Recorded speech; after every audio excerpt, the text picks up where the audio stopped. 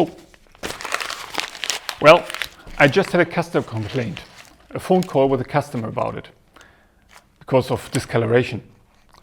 Why I'm so happy? Well, I made the customer happy. How? Well, I'll tell you in a second.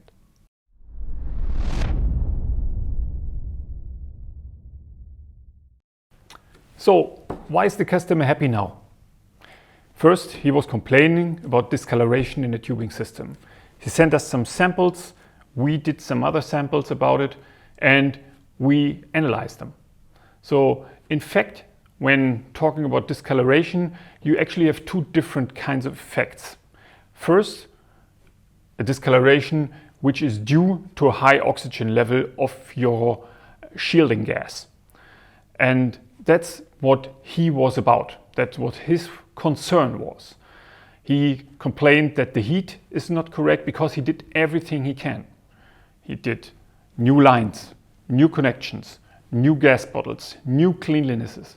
He also incorporated getter filters into the shielding gas lines. But the effect was more or less all the same. So it did not change. So why did it not change? And what was his actual concern? So when you take like a sample that you've sent us and you look inside, what you figure is that you have a fume inside. So you don't have uniform discoloration between either side or both sides of the weld seam. So in the heat affected zone, that's what you have as well. But you have also a fume of whatever in the 12 o'clock position, so at the very top of the tubing on the ID. So what is that? That's manganese.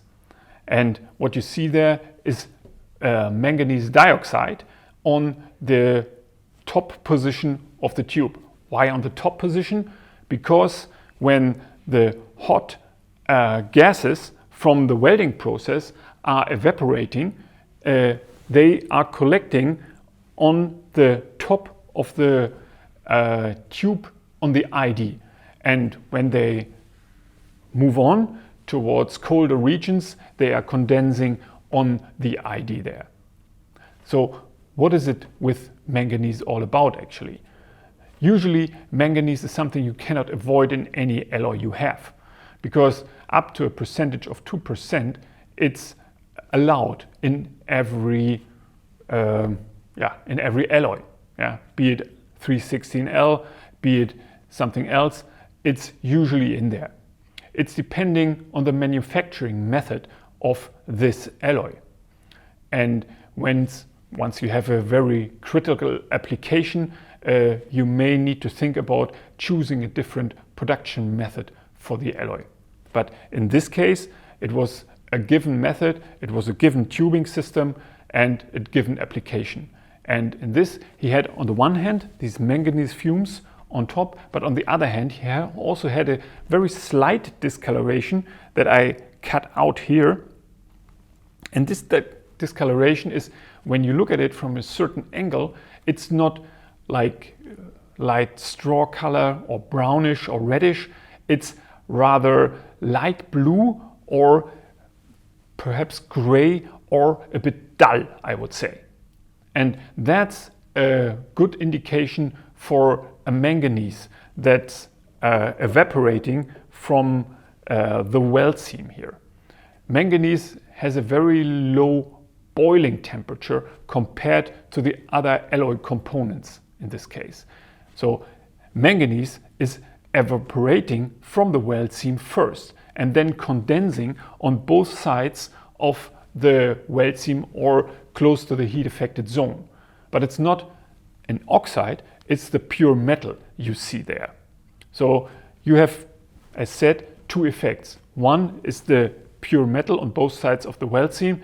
Another one would be the manganese oxide fume that you have at the 12 o'clock position.